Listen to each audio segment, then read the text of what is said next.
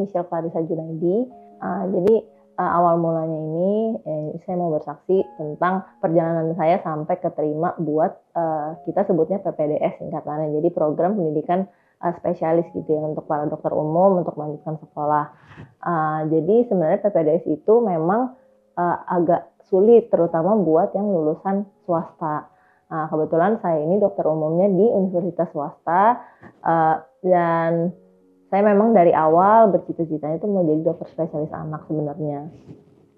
Kakak kelas terus teman-teman sebenarnya sudah tahu gitu, tapi mereka hampir sebagian besar mereka bilang kayak yakin kamu mau spesialis anak karena itu susah, nanti capek, kayak berat dibandingin yang lain-lainnya gitu. Mungkin entah gimana setiap mendengar itu saya tapi nggak jadi meninggalkan itu gitu, jadi tetap kayak masa sih kayak pengen coba gitu. Nah udah sambil berjalan waktu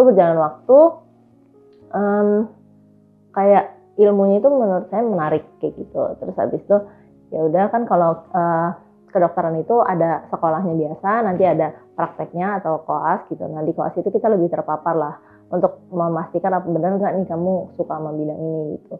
Nah itu lewat, terus habis itu sampailah saya lulus, terus kita tuh ada yang namanya internship, jadi harus ke satu tempat agak jauh gitu setahun di sana. Nah kebetulan waktu itu saya dapat di Cilacap. Nah di Cilacap itu tiba-tiba secara aja itu nggak ada angin, nggak ada hujan, tiba-tiba saya dikontak sama kakak kelas saya. Dia bilang, Michelle kamu mau nggak ikut penelitian gitu bareng sama saya. Itu saya ada kenalan seorang profesor, dia bilang gitu, profesor ini buka klinik juga di Jakarta, jadi nanti kamu balik dari internship itu langsung aja penelitian terus kerja di sana gitu. Nah awalnya tuh saya nggak kenal profesornya ini siapa, tapi maksudnya diajakin gitu saya mikirnya mungkin bagus nih buat CV gitu ya. Udah saya setuju aja, saya bantuin.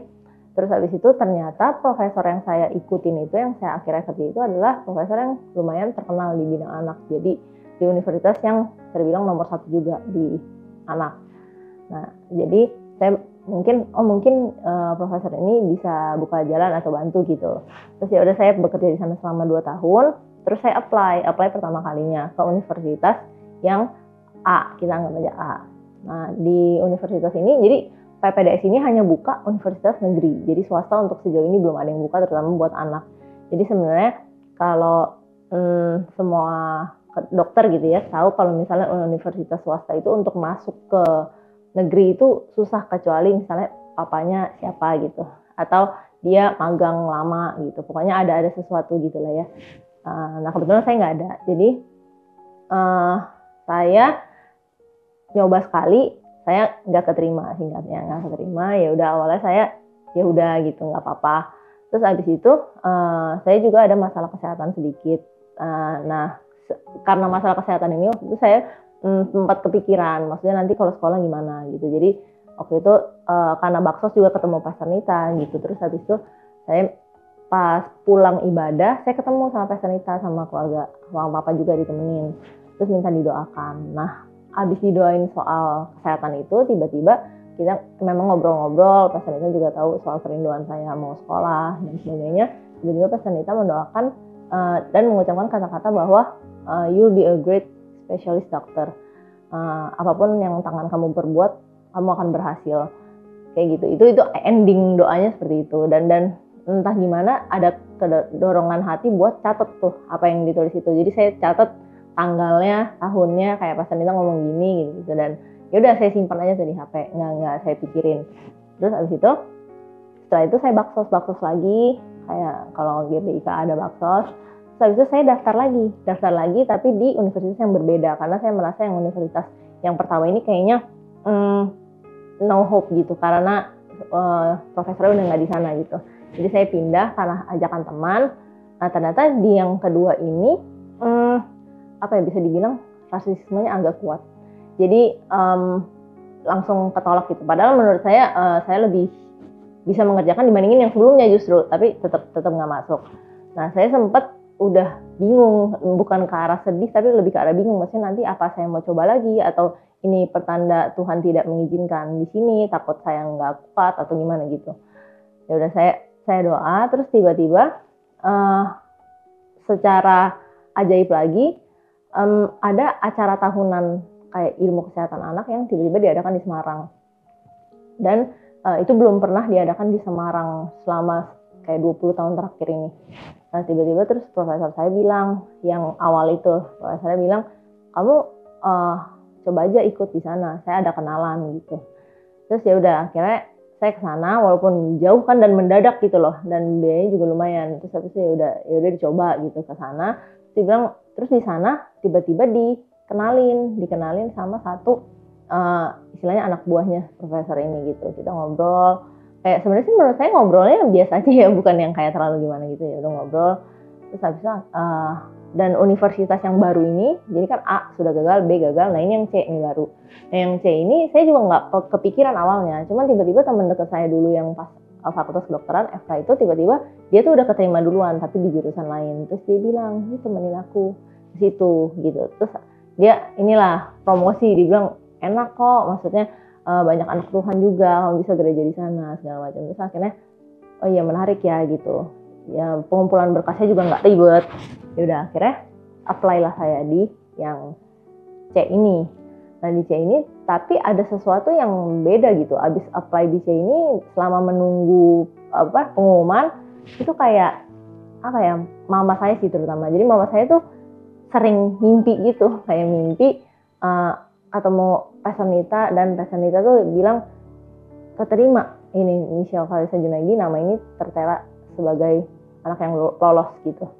Nah terus saya juga mimpi sekali gitu soal keterima itu. Cuman kan kita mikirnya ya udah bawa dalam doa aja karena ya udah mimpi gitu. Tapi memang kita sekeluarga itu berusaha untuk setiap malam gitu kalau ada waktu untuk mesbah keluarga, dan kita selalu mendoakan dan mendeklarasikan bahwa nama lengkap saya gitu, Michelle Clarissa Junaidi, akan muncul sebagai nama yang lolos gitulah.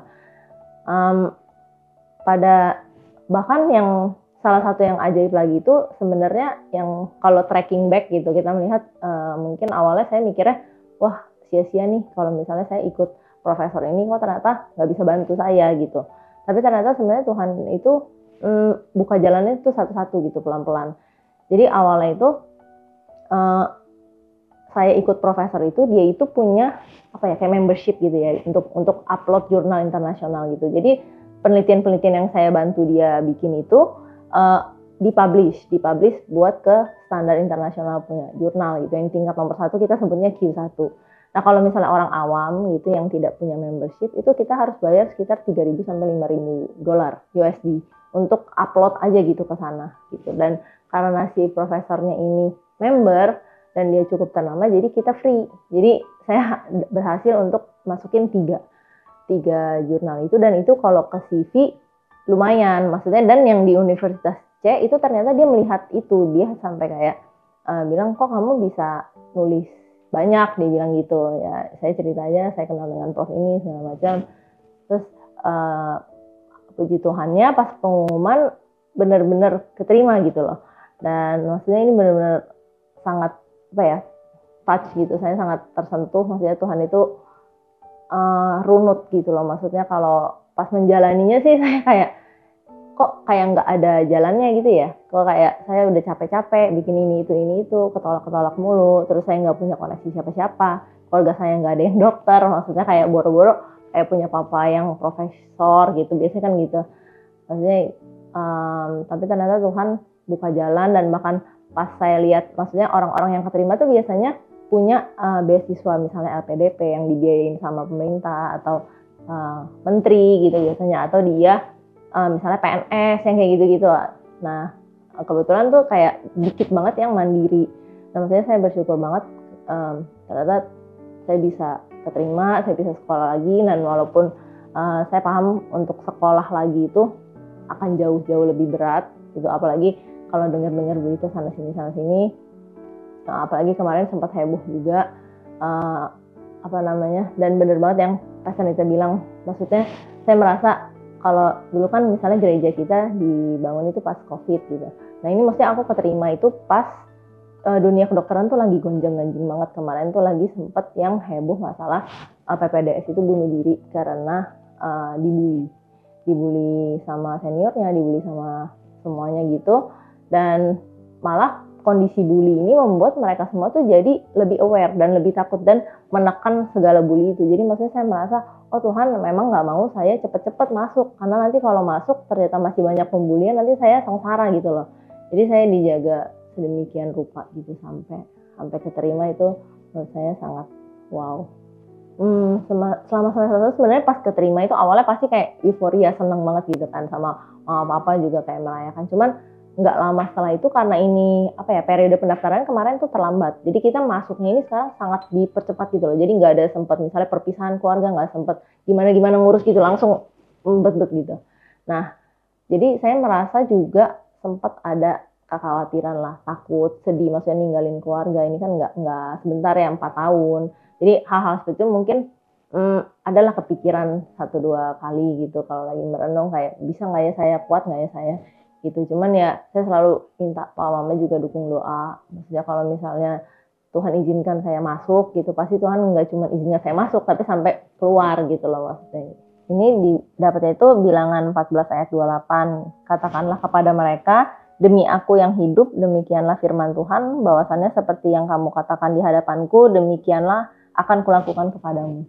Jadi itu mama juga pas dapat kan, mama yang lihat duluan kan kartunya, terus dia langsung kayak amin gitu. Terus kayak ini nih Cai, dia manggilnya kan Ica, bilang ini nih Ca, tahun ini nih kayak dibilang gitu, double favor dan mau dapat kartu ini. Pas ini kan memang pengumumannya itu pas banget Januari gitu, Januari belasan deh awal-awal. Dan maksudnya gereja kita itu awal ibadah minggu kalau nggak salah tanggal 5 Januari ya. Dan itu diinin banget bahwa ini double favor gitu.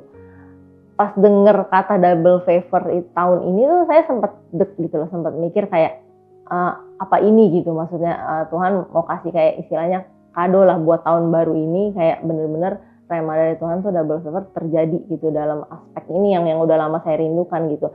Sebenarnya untuk masuk PPDS anak ini saya nggak yang kayak gimana orang bilang ngoyo gitu ya. Kalau misalnya nggak keterima sedih banget gitu, enggak. Saya sebenarnya lebih kemikir, Tuhan kalau misalnya emang sampai 3 kali di universitas yang berbeda saya nggak keterima terus, Tuhan tolong tunjukin saya harus kemana gitu loh. Maksudnya apa ini bukan, tapi saya bandel gitu kan, maksudnya saya nggak bisa mendengar audible, jadi saya juga galau gitu, takut salah ambil keputusan gitu. Tapi ternyata keterima dan memang ya ini truly double favor sih.